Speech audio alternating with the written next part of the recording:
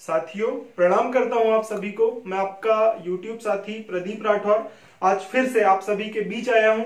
आशा करता हूं कि आप सभी स्वस्थ होंगे, मस्त होंगे और व्यस्त होंगे।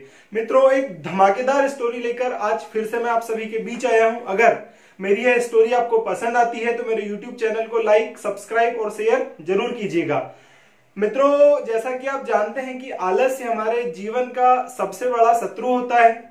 अगर हमारे जीवन में आलस्य है तो हम कोई भी काम 100% नहीं कर पाएंगे, कोई भी काम बहुत अच्छे से नहीं कर पाएंगे। तो मेरा निवेदन है आपसे कि आलस्य छोड़े और अपने प्रगति पथ पर गतिमान होवे। मेरी आज की स्टोरी का जो शीर्षक है वह यह है कि आलस्य छोड़े और सही अवसर का लाभ ले। आलस्य छोड़े और सही अवसर का लाभ ले। मित्रों, एक बहुत पुराने समय की बात है। एक गुरुजी का गुरुकुल होता है, उनका एक बहुत प्रिय शिष्य होता है। अब जो शिष्य होता है वो भी गुरुजी का बहुत सम्मान करता है और जो गुरुजी होते हैं वो भी शिष्य को बहुत ज्यादा प्रेम करते हैं। एकदम बहुत ज्यादा घनिष्ठ प्रेम होता है दोनों के बीच में। लेकिन एक्चुअल में क्या होता है कि समय के साथ में धीरे धीरे जो शिष्य होता है वो आलसी होते जाता है, आलस्य के जाल में जकड़ते जाता है। अब गुरुजी जब देखते हैं तो गुरुजी को बहुत चिंता होती है कि यार मेरा इतना होनहार शिष्य था, लाइफ में बहुत कुछ अचीव कर सकता था, बहुत आगे जा सकता था, ये कैसे आलसी होता जा रहा है धीरे धीरे। तो गुरुजी सोचते हैं कि चलो मैं इसकी एक परीक्षा लेता हूं, इसको एक सबक सिखाने का प्रयास करता हूं। तो क्या होता है मित्रों की जो गुरुजी होते हैं उसे एक काला पत्थर देते हैं। बोलते हैं कि हे शिष्य, यह काला पत्थर तुम अपने पास रखो। मैं 2 दिन के लिए शहर जा रहा हूं, शहर से जब वापस आऊंगा तब यह पत्थर तुम मुझे वापस दे देना। इस पत्थर की यह विशेषता है कि इसको जिस भी लोहे की चीज से तुम छुआ दोगे, मतलब टच कर दोगे, वह लोहा जो है वो सोने में कन्वर्ट हो जाएगा, मतलब गोल्ड बन जाएगा। अब क्या होता है कि जब शिष्य को वो काला पत्थर मिला तो शिष्य बहुत खुश होता है, मतलब इतने ख्याली पुलावा पका लेता है कि अरे यार अब तो मेरे पास इतना सोना होगा, मैं तो इतना करोड़पति होऊंगा, मेरे पास तो नौकर चाकर, गाड़ी, बंगला, घर सब कुछ होगा। पहला जो दिन है उसका पूरा ख्याली पुलावा पकाने में चले जाता है। तब भी रात को ये सोच करके एकदम आराम से सो जाता है कि यार ठीक है ना, एक दिन चले गया तो क्या हुआ, मेरे पास एक दिन तो और है। अब नेक्स्ट डे जब वो सुबह उठता है तो सोचता है यार अभी तो पूरा दिन है। फिर बहुत सारे ख्याली पुलावा पका लेता है कि यार ऐसा करूंगा, वैसा करूंगा, ये करूंगा, वो करूंगा, जब तक दोपहर हो जाती है।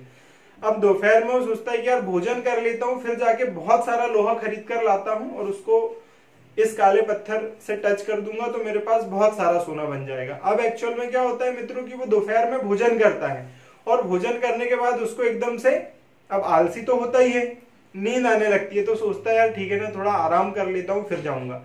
अब नींद आती है और वो ऐसा सोता है नींद में कि उसकी नींद एकदम शाम के समय खुलती है।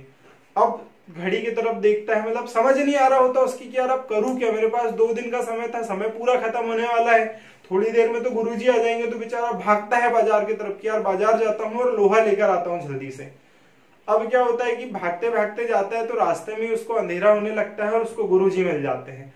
अब गुरुजी जब मिलते हैं तो गुरुजी के एकदम चरणों में गिर जाता है कि गुरुजी मुझे सिर्फ 1 दिन के लिए आप यह काला पत्थर दे दीजिए। और तो गुरुजी उसको मना कर देते हैं और एक्चुअल में उसके हाथ में जो गोल्डन अपॉर्चुनिटी आई थी ये निकल जाती है और वह सर पीटते हुए गुरुजी उससे जो काला पत्थर है वो ले लेते हैं और वह भी एकदम उदास और निराश होते हुए पीछे पीछे गुरुजी के साथ चले जाता है। मित्रों, इस कहानी को बताने का मेरा यह उद्देश्य था कि हमारे सामने भी हमारी लाइफ में बहुत सारी ऐसी अपॉर्चुनिटीज आती है, बहुत सारे ऐसे समय आता है जब हम मतलब बहुत इजीली किसी भी चीज को कर सकते हैं, लेकिन हम आलस्य के चलते या चीजों को टाल देते हैं कि यार ठीक है ना, कर लेंगे, हो जाएगा, ऐसा हो जाएगा, वैसा हो जाएगा।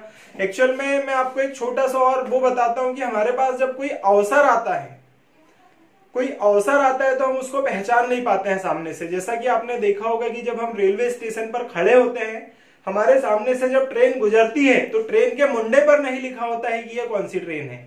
जब ट्रेन निकलती है हमारे सामने से तो उसके कोचेस जो डिब्बे होते हैं उन पर लिखा होता है कि यह त्रिकुलम एक्सप्रेस है, यह दक्षिण एक्सप्रेस है, ये एक्सप्रेस है। तो मित्रों एक्चुअल में क्या होता है, ऐसे ही जब हमारे सामने कोई अवसर सामने से आता है तो उस अवसर पर लिखा नहीं होता, लेकिन जब वो अवसर हमारे सामने से निकल रहा होता है तब उस पर लिखा होता है मैं आपके लिए अवसर था। तो मित्रों इस छोटी सी कहानी के माध्यम से मैं सिर्फ आपको यह संदेश देना चाह रहा था कि समय का सदुपयोग करें, बिना आलस किए समय का लाभ लें। एक नई स्टोरी के साथ कल फिर आप सभी से मुलाकात होगी। तब तक के लिए जय हिंद, स्वस्थ रहें, मस्त रहें, व्यस्त रहें। Thank you.